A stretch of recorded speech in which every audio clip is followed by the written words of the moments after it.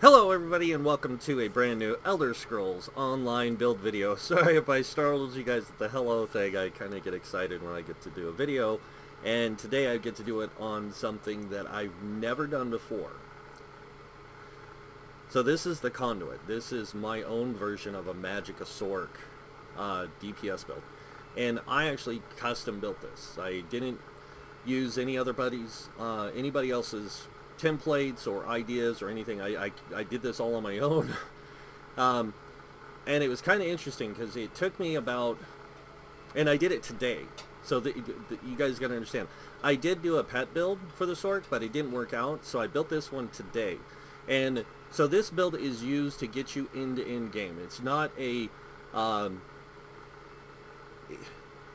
competitive in-game build, but it is a build that is made for normal veteran hard mode dungeons and then normal trials, and then with some really minor adjustments you can take it into vet trials really easy.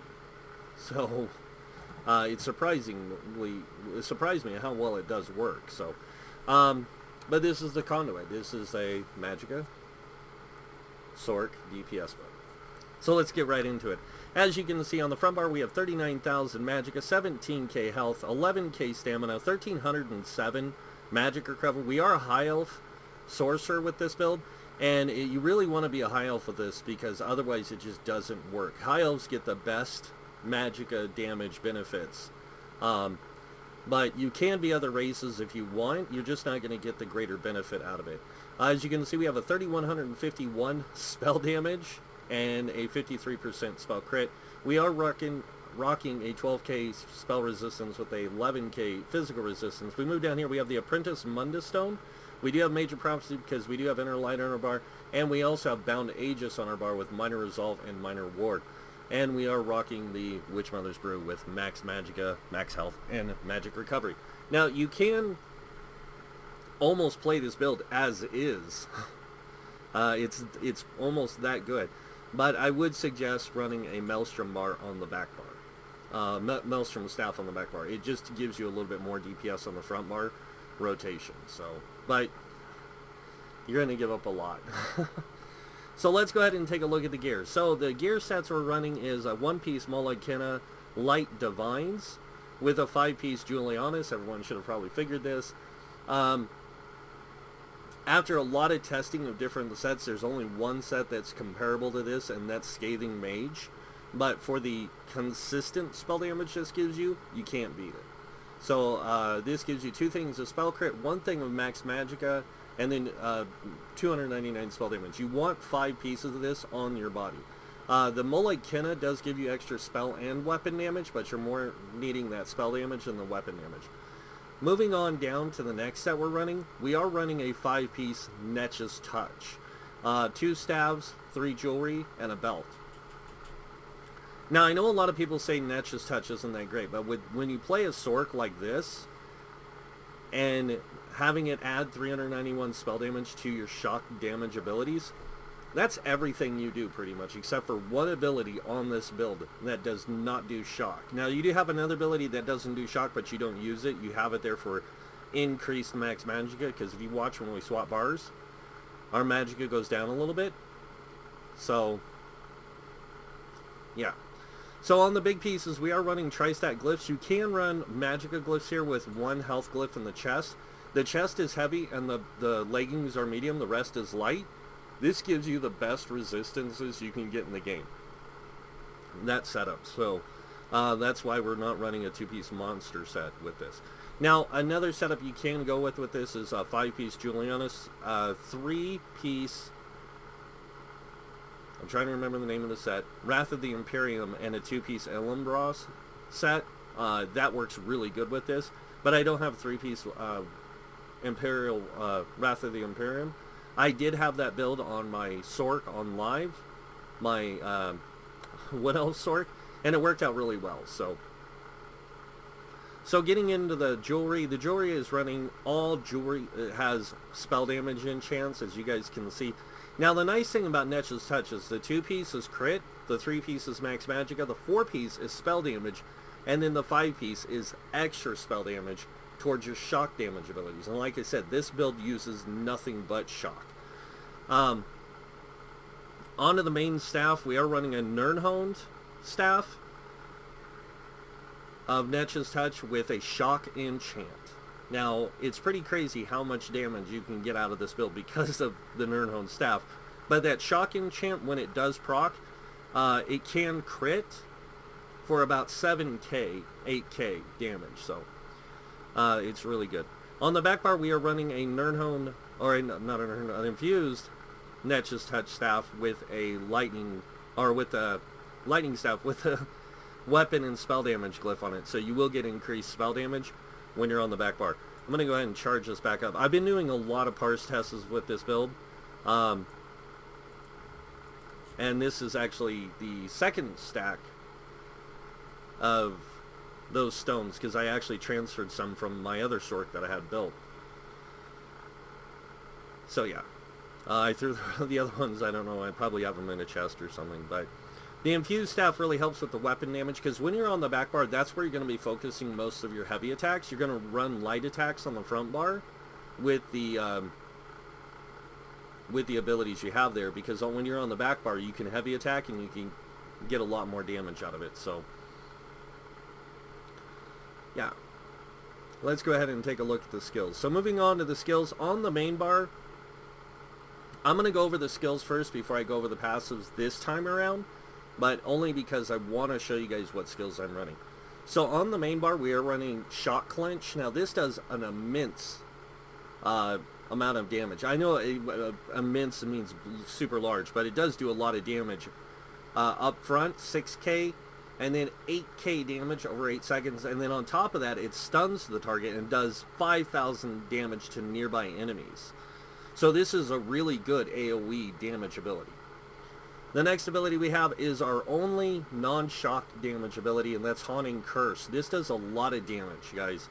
Haunting Curse applies, and then 3.5 seconds later it reapplies, or recasts again, and then 8.5 seconds later it comes off. This thing just does a lot of damage, so it's just crazy. The next up is Mage's Wrath. This does shock damage, and then it's basically an execute. So once you get the enemy below 20%, or yeah, 20% health, you start getting the execute bonus. So it's really powerful. I think it's 20. The enemy falls to or below 20% health within 4 seconds of explosion, deals, yeah, so it does deal additional damage, and it does show a lot.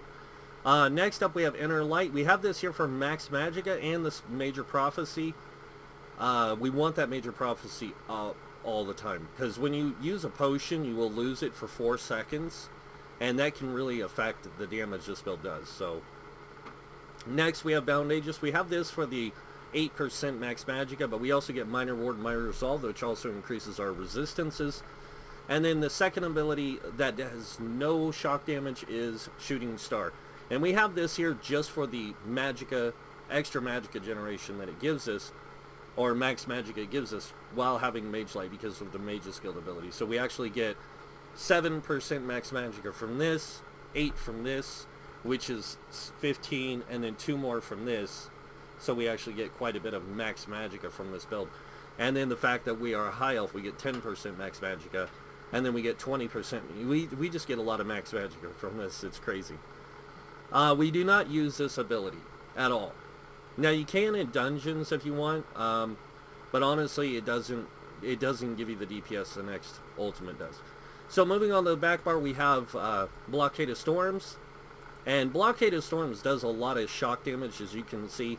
When we get our potion up, we get actually more shock damage, and then we have Liquid Lightning, which gives us even more shock damage.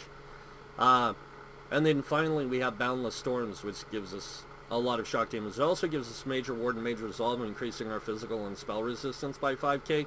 So when we have this up, we actually get a whole lot of resistances. It does do a nice amount of damage over time, but you have to be close. You have to be within 5 meters. So with this build, you do have to be right there. If you don't want to use this ability, use Hardened or Empowered Ward. This gives a little bit of group support and stuff like that. Yeah, another ability that you can use, which I'll get to in a second on the main bar, which will drop your max magicka, but don't worry, it's not going to change your DPS much. But before we get there, let's move on. So next we have Inner Light. This gives us max magicka and Major Prophecy, like I said from the front bar, and Bound Aegis. We need these on both bars to keep that max magicka up and to keep that major ward or minor ward, minor resolve. Along with this, that we do end up with a really high resistance of value. Last but not least is Summon Charged Atronach. Now this is an insane DPS skill, especially for Sorcs, because you already do a lot of shock damage. This just does even more shock damage, because when this thing lands, it does 10,000 shock damage, and then stuns the enemies for 3 seconds. Now it won't stun bosses. Then the Atronach zaps the closest enemy, dealing 5,130 damage every 1 second, and periodically deals 10,000 damage to enemies around it. So it constantly deals damage. And then it's a great synergy on top of that. Now, also Liquid Lightning is a synergy, so you have 2 synergies on here, which is really good. Now we're going to go ahead and go over the passives. Make sure you unlock all your class passives, especially for this build, because there is times where you might want to switch out for Crystal Frags or Daedric Tome.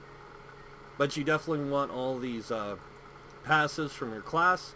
You also want to get your Destruction damage, or Destruction Staff passives, your Light Armor passives, Medium Armor passives. You want the top 2 or the bottom one. Bottom one mainly. Heavy Armor, you want all the passives. And then with world skills, you can be a vampire with this. It doesn't like increase your damage output, but it does help to have that higher magicka recovery and to have that greater resistance value. You do want to get these 2 for like reviving yourself every hour without a soul gem, and this one, it fills empty soul gems. Moving on to the Fighters Guild, I always unlock Intimidating Presence because of quests, but I always get Banish the Wicked to give me 9 ultimate whenever I kill Undead, Daedra, and Werewolf. You kill a lot of Undead and Daedra in dungeons. Mages Guild, I just unlock them all. I do use Inner Light, and then sometimes I do use Shooting Star, I'm not going to lie. Or I would, with this build. Undaunted Command, you want these 2. The Undaunted Command, Undaunted Metal, you want that 6% extra stats. Moving on, No Alliance War, Elf, High Elf, you want all the passives. And then with Crafting, Alchemy, you definitely want Medicinal use, and Provisioning, you want Gourmand and Connoisseur. So that's the skills and the passives. Let's go ahead and take a look at champion points. Champion points are kind of the same until we get to the blue tree. So when it comes to the red tree, 56 in the Ironclad, this reduces direct damage by 20%. 56 in the Thick Skin, this reduces damage over time effects by 20%. 43 in the Hardy, 43 in the Elemental Defender, both of these giving you 10% damage reduction from pretty much everything. And then 3 in the Light Armor Focus, this gives you an extra 312 physical resistance. I know, not that much, but it still helps out.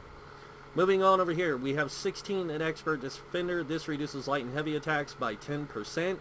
This does stack with the direct damage Ironclad and with this. So you will actually get a 40% damage reduction from light and heavy attacks. And remember, most enemies do direct damage abilities, but most also do light and heavy attacks. So it's really good to have that much mitigation. Over here we have 23 into Quick Recovery, increasing healing received by 6%. DPS don't get a lot of healing received, so building into it really can help you out because it keeps those heals hitting you for a greater amount, which makes it good. Moving on to the green tree, we have 23 into Warlord, reducing break free cost by 10%. 20 into Sprinter, reducing sprint cost by 12%. Excuse me. Moving on to the next one, we have 75 in Arcanist. This increases magic recovery by 14%. Sorcs already get 10% recovery. 14% on top of that's 24. With the 20 from light armor, that's 44. And then 9, you have like a 50-something% magic recovery. It's insane. 43 from Tenacity. This increases your magic return from fully charged heavy attacks. You already have a base of 30. This adds another 10, making it 40%. Really good for keeping your magicka coming in, especially when you have a 1300, or actually I should say a 1500 magic recovery. Like, you never run out. Next up, we have 56 into tumbling. This is where we need that medium armor passive that gives us the 4% dodge roll. That adds to this, giving us a 24%. It saves us a lot of resources if we need to dodge roll. And then 23 into Shadow Ward, reducing our block cost by 10%. Now, moving on to the blue tree, we have 56 into Elfborn, and this is, like I said, this area is going to be a little different. So we have 56 in Elfborn. This increases your healing, critical healing and critical damage done by 20%. So you really want to make sure this is at least 20%. Moving on over here to Elemental Expert, we have 43 points, increases Flame Frost, Shock, and Magic damage done by 10%, and then we have 3 into Spell Erosion. This just gives us 312 spell penetration. Now, I do need to tell you guys a little bit about this. Sorcs get an automatic 5% increase in shock damage. That gets added to this. That's 15%. Being a High Elf, you get 4%. That's a 19% increase in shock damage. That's why High Elves work the best as the sword. Moving on to this, we have 23 into Staff Expert. This gives us a 14% increase in our shock damage. I know it doesn't seem much, or to our light and heavy attack damage. It doesn't seem like much, but it does add up. Next, we have 40 into Master at Arms. This increases our damage done with direct damage attacks by 16%. Now, these two together, because of the way it's set up, gives you a 30% increase. That, along with this, makes a 40% increase. So this is 30, this is 40, and then you add 9 to it. That's a 49% shock damage that you do with your light and heavy attacks, or light attacks. Now with your heavy attacks, it's a different story, because with your heavy attacks, they do their channel. It's considered a channel attack, but it's actually damage over time, so it's boosted by this. So you get a 23% increase with this, along with this 14, which is 37%, and then you add this on top of it, that's 47%, and then add 9, which is 53%. So you get 53% increased damage to your light and heavy attacks, or light attacks, or your heavy attacks, sorry, with the lightning staff, which is really good. And then you get the 49% with the light attacks. So, but this also increases your damage done with damage over time effects, and you also get the Exploiter passive. This build, because you're running dual lightning staff, you're going to be sending enemies off balance every 15 seconds, the bosses. So that greater amount of 10% damage really plays on this build really well. So that's the champion points. Now I'm going to go ahead and show you guys this build in action so you guys can see for yourself. I do want to show you guys this down here so you guys can see for yourself. The highest rotation I've gotten on this build was 18,348. I have had it up to 19, but I had a few issues keeping it there. So we'll see what we can do this rotation. Hopefully it turns out pretty good. So let's go ahead and get started. First thing I'm going to do is I want to make sure my food is at 2 hours. And then I'm going to go ahead and pop my potion. I'm going to do that. I'm going to pop my hurricane. I'm going to go in, drop my wall of lightning attack, drop this lightning attack, swap bars, do my my clinch, light attack, curse, light attack, and then that, and then light attack, and then swap bars again, heavy attack, drop the lightning again, and heavy attack. And then if my ultimate's up, I want to drop my ultimate. So what I'm going to do is I'm going to let this run out, guys, and then I'm going to run a full rotation for you guys so you guys can see the amount of DPS you can pull with this. I'm not going to drop my ultimate until I've done my 2 heavy attacks on the back bar. Then I'll drop my ultimate, and then I'll swap back to the front bar and go through that so you guys can see. Alright, so potions up. We're going to pop potion, do this. Oops. Mistake.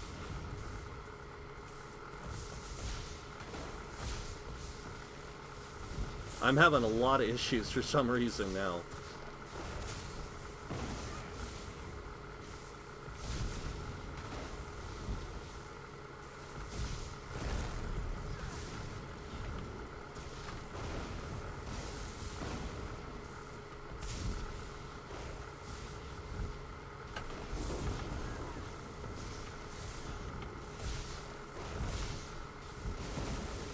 It's really hard to see with this build, though, because you do have the lightning form up. And always cast your lightning form when you're on your second, like when you're coming around the second time, always cast your lightning form. So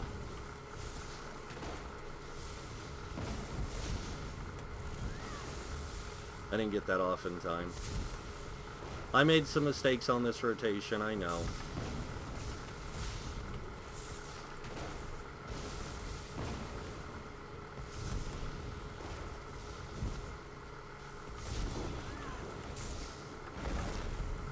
The nice thing about this build is you can keep up that that anti-rock pretty much every second rotation almost, so.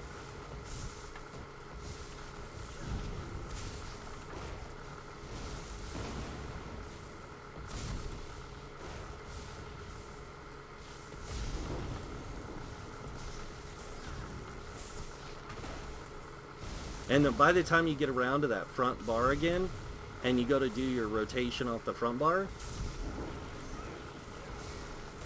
that curse has already gone off twice, and it's just crazy the amount of damage that it does.